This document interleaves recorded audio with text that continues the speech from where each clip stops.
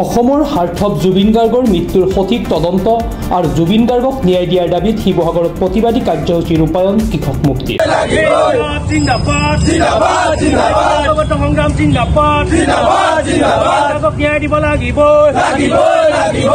কৃষক মুক্তিৰ লগতে ছাত্ৰ মুক্তি আৰু জাতীয় যুৱ বাহিনীৰ অংশগ্ৰহণ এই প্ৰতিবাদী কাৰ্যসূচী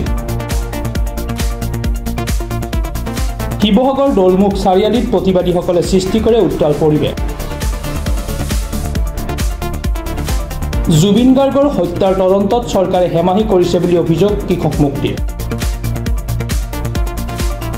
সংগঠনটোৰ দাবী জুবিন গাৰ্গৰ হত্যাৰ সৈতে জড়িত প্ৰতিজন লোকক গ্ৰেপ্তাৰ কৰি শাস্তি বিহিব লাগিব জুবিন গাৰ্গৰ ক্ষেত্ৰত কোনো কাৰণতে ৰাজনীতি নহব বুলি সক্ৰিয়নি প্ৰতিবাদী সংগঠনটো কিন্তু আজি পৰ্যন্ত এই মৃত্যু জুবিনদাৰ হত্যাৰ লগত জড়িত কোন জড়িত আছে এই ন্যায় জুবিনদাক ন্যায় প্ৰদান কৰাৰ ক্ষেত্ৰত কিন্তু মুখ্যমন্ত্ৰী হিমন্ত বিশ্ব শৰ্মাই বা চৰকাৰখনে হেমাহি কৰা দেখা গৈছে জুবিনদা অসমৰ সম্পদ আছিল অসমৰ সম্পদটোক লৈ পেলাই যাতে চৰকাৰখনে কোনো ৰাজনীতি নকৰে জুবিনদাৰ মৃত্যুৰ সঠিক তদন্ত হ'ব লাগিব আৰু জুবিনদাৰ হত্যাৰ লগত যোন জড়িত হৈ আছে যোন জড়িত যে নহওক লাগিলে সকলোকে গ্ৰেপ্তাৰ কৰিব লাগিব আৰু ফাঁচি দিব লাগিব আৰু দ্বিতীয় কথা হ'ল যে নৰ্থ ইষ্ট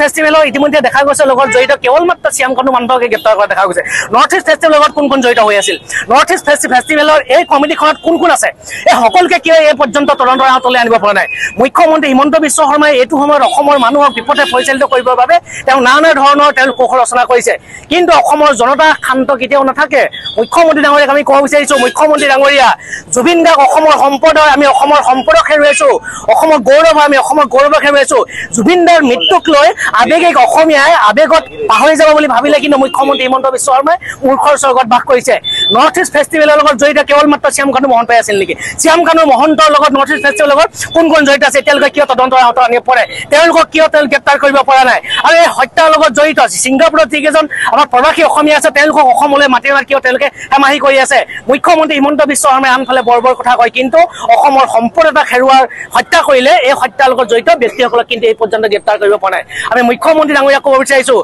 অসমৰ ৰাইজ যদি ৰাজপথত নামিবলৈ হয় অসমৰ জনতা যদি ৰাজপথত নামিবলৈ হয় কিন্তু কাণ্ড গভীৰ হ'ব কাণ্ডকালে 25 দিন পাৰ হৈ গ'ল নৰ্থ ইষ্ট ফেষ্টিভেলৰ লগত জড়িত সকলোকে গ্ৰেপ্তাৰ কৰিব লাগিব জুবিনদাৰ হত্যাৰ লগত জড়িত সকলোকে গ্ৰেপ্তাৰ কৰিব লাগিব আমি এই দাবী উত্থাপন কৰিছো জুবিনদাৰ হত্যাৰ লগত কোনো অভয়া ভৰা ৰাজনীতি নচলিব কোনো মিঠাতেল দিম কোনো অৰুণোদয় দিম এইবিলাক নচলিব অসমৰ মানুহক অৰুণোদয় নিদিলেও চলিব অসমৰ মানুহক মিঠাতেল নিদিলেও চলিব কিন্তু জুবিনদাৰ হত্যাৰ ন্যায় তদন্ত হ'ব লাগিব নৰ্থ ইষ্ট ফেষ্টিভেলৰ লগত যদি তোমাৰ ভাত ঘৰৰ কোনো আলহী আছে তোমাৰ যদি পত্নীও তাত জড়িত আছে সকলোকে গ্ৰেপ্তাৰ কৰি তদন্তৰ আওতালৈ আনিব লাগিব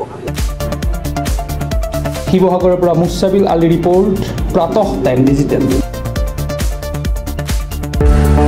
অসমৰ নপুৰণি কবি সাহিত্যিকৰ বাবে সুখবৰ প্ৰভাতী অসম সংবাদ গোষ্ঠীৰ দ্বাৰা পৰিচালিত সাপ্তাহিক কবচে আয়োজন কৰিছে এখন কাব্যগ্ৰন্থৰ প্ৰতিযোগিতা সগৌৰৱেৰে 30টা বৰ্ষত খোজ থোৱা অসমীয়া সাপ্তাহিক কবচ কাকতখনৰ উদ্যোগত কাব্যগ্ৰন্থ প্ৰতিযোগিতাৰ আয়োজন কৰা হৈছে 2022 চনৰ পৰা বৰ্তমানলৈ প্ৰকাশিত অসমীয়া কাব্যগ্ৰন্থ দুকপিৰ লগতে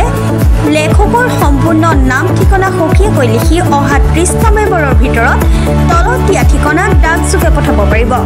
আমাৰ ঠিকনা সাপ্তাহিক কবচ প্ৰভাতী অসম সংবাদ গোষ্ঠী বিজয়নগৰ ডাকঘৰৰ সমীপত কলিতা মাৰ্কেট 3য় মহলা জিলা কামৰূপ অসম 781122 মোবাইল নম্বৰ হৈছে 9435114666 অথবা 6003971898 অথবা 9864084600 অথবা কাৰ্যালয়ত হাতে জমা দিব পাৰিব এই প্ৰতিযোগিতাত বয়সৰ কোনো সীমা নাই অহা জানুৱাৰী মাহত ফলাফল ঘোষণা কৰাৰ লগতে বঁটাসমূহ বিতৰণ কৰা হ'ব সকলো প্ৰতিযোগীকে মানপত্ৰ প্ৰদান কৰা হ'ব